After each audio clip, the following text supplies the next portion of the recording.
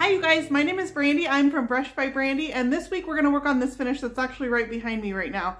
Now this finish kicked my butt this week, and not because of the finish itself so much as the pieces I was putting it on are huge. So it was a huge Calkeen bed frame with 4 posts and then 2 gigantic nightstands and then this dresser behind me. So just doing the same finish over and over and trying to get them to match was really quite a task. And working on such big pieces, honestly, the bed frame I had to get up on a stool to reach some of it most of the time. So it's just been a bear of a week working on these projects, but I'm really happy with the finish. I feel like it came out with a sort of a worn tapestry kind of look with a blended finish underneath, and then we're gonna layer it with some metallic stenciling and add some other details that make it really, really interesting. So these are actually headed to a bed and breakfast and wedding venue in Angels Camp, California called Nemeth Manor. You can find them over on Instagram, and they've got different pieces in different rooms going on. So I'm really happy and excited to work with them. I love the owners, and I'm excited to see them grow their business and then have some Brush by Brandy pieces in their venue to top it all off. So stick with us and let's put this finish together, you guys. All right, you guys, the first thing I like to do when I'm getting ready to start a piece is remove the hardware. That is the first step always. Take your hardware off, get this into a dish where you can get them cleaned. I like to soak my hardware in a 50-50 mix of white vinegar and water, and that will clean them up really nicely. Okay, once my hardware is in soaking, the next thing I'm going to do is I'm going to go ahead and clean my piece. So I'm going to use my Dixie White Lightning Cleaner, which is a granulated formula that I dissolve into hot water in a spray bottle, and that way I can use it over and over again. So I just spray this on, and then you can either use an abrasive pad, or in this case I'm just going to take and wipe this with a paper towel, and this is going to remove any finger dirt, any oils, furniture polishes that might have been used on this piece over time. When I'm cleaning, I always look at my rag, and this is a good indicator. If this is wiping a really dark or orangey brown color, that is telling me my piece is bleeding and I need to block those stains with Dixie Belle Boss, which is a stain blocker. In this case, it's just minimal dirt. That is just the regular dirt from my furniture. I don't feel like I'm going to need Boss on these pieces. After cleaning, you always want to make sure you rinse away your cleaning residue. This is regardless of what kind of cleaner you're using. All cleaners will leave a residue on your piece, and then your paint's going to attach to that residue and not to the actual surface underneath. You'll end up having adherence issues, and you won't get the wear out of your paint that you want. So I'm going to use plain water, and I'm just going to rinse away all of that cleaning residue so I have a nice clean surface. All right, now that my cleaning residue is all rinsed away, I'm going to evaluate this surface for whether or not it's glossy, and I need to use Slick Stick. So this has a semi-glossy finish. Slick Stick is a gripping primer made by Dixie Belle. That's for painting on glass, plastic, laminate, PVC, things like that. This is semi-glossy, but I can skip the process of applying Slick Stick, although if you use it, it's not going to hurt anything.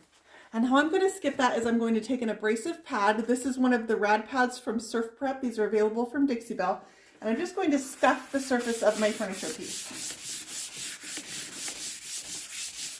When I'm scuff sanding, I'm not trying to take the finish off the piece. I do not need to get it down to bare wood. I just want to de-gloss the surface of this finish. So that white dust there tells me that I've taken down the finish on this piece a little bit. I had given it a little bit of bite for my paint to grab onto. And then the rad pad is nice and flexible, so I can get into curved areas like this as well. With my surface all nice and scuffed up, now I need to make sure that I dust that off so I can use a tack cloth. In this case, I'm going to use a damp rag, and I need to make sure that I remove all the dust from that piece. Now at this point, my piece is nice and cleaned. It's been deglossed and all the dust is removed. This is ready for paint. I always tell you that my base coat of paint is used for conceptualizing my finish and colors. In this case, I ended up changing my color scheme from my base coat to my final coat, but here's what I'm starting out with. This base coat is Dixie Belle Coffee Bean, French Linen, and Drop Cloth. I put them on and they ended up just being a little bit too gray for the warm finish that I was going for, and so I changed them in my second coat. I do love this color combination. It just wasn't appropriate for the look that I was going for. So these colors ended up being a perfect base for my final colors. I didn't need to change anything. It just helped me to kind of conceptualize that finish that I was going for. So don't be scared to change your colors going from your first coat to your second. Okay, this is our base here, which is pretty far off of what our finished result is going to be, but all of these colors are still a little bit important because they're going to peek through in our final product. So I'm starting out with my Dixie Belle coffee bean, and I'm just going to outline this drawer a little bit here. I'm going to give myself a little bit of water just so my paint stays workable in play. I'm brushing this on with my Dixie Belle Mini, which are my favorite brushes to lay my paint on with.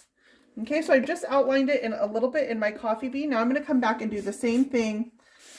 Wet my brush a little bit just because these have been sitting out for a few minutes.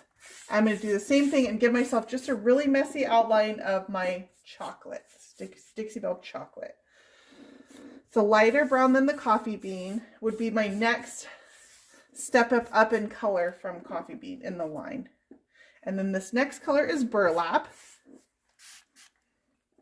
You guys, I'm only wetting my brush because I painted live right before this, so my brushes are a little bit dry right now with paint on them.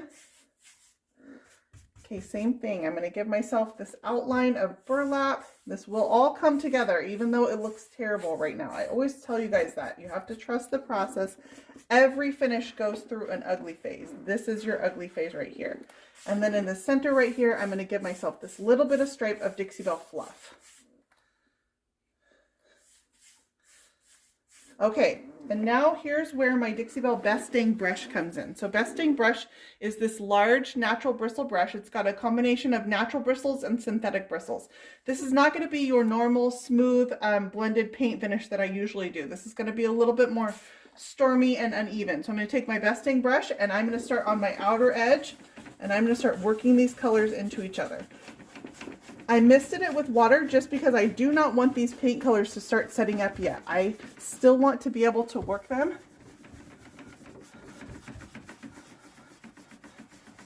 I'm just going along my outer edge and I'm going to go all the way around, and then on my next time around I'm going to start going into my center and I'm going to go right over that little stripe of fluff. I'm going to let my darker colors go into it, and it's going to stay light just by the fact that that was the base that I put on there. It's going to stay lighter than the surrounding areas. Okay, and then I'm going to take my Best Dang brush and I'm going to tack it off a little bit. It starts getting a little bit muddy.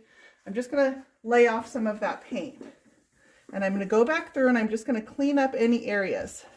So where I've got really heavy swirl marks, I'm using a little bit softer hand this time, whereas before I was a little bit more aggressive on it.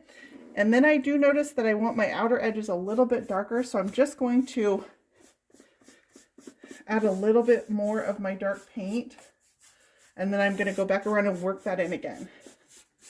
Okay, so that was a little bit of my coffee bean, and now I can just work those edges so my edges stay nice and dark.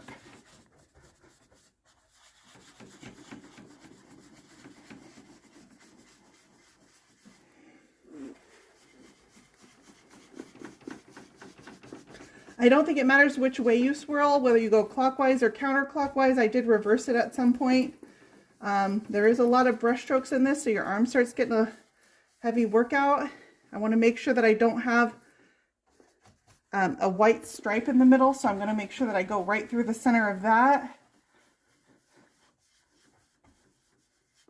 And I think I'm going to stop right here, kind of like where this look is. So I'm going to go ahead and continue this on my other two drawers. And the finished product is going to look something like my sides over here.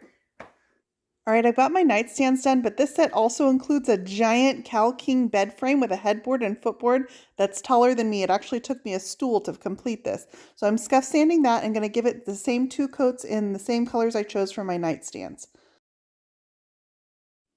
I'm going to stencil this giant headboard using the Dixie Belle Royal Damask stencil and a 50-50 mix of their gold and silver gilding wax to create a beautiful white gold. It gives an almost aged tapestry feeling to this finish. I love stenciling in gilding waxes because I don't have to worry about bleed through underneath my stencil. It also allows me to get these beautiful faded designs, and I don't need to use a stencil adhesive either. I'm just applying the gilding wax over my stencil in a circular motion using a stencil brush. I'm letting it get uneven in places so it's a little bit lighter in some and more potent in others. This stencil has a nice repeat pattern on it, so once I complete one area, I can just pull my stencil up and replace it in another and keep my pattern going as long as I want it to. Once I'm done, my stencil will clean really easily using a little bit of mineral spirits to remove the oil-based gilding wax. Check out this headboard with my blended paint finish. It has a super regal feeling to it.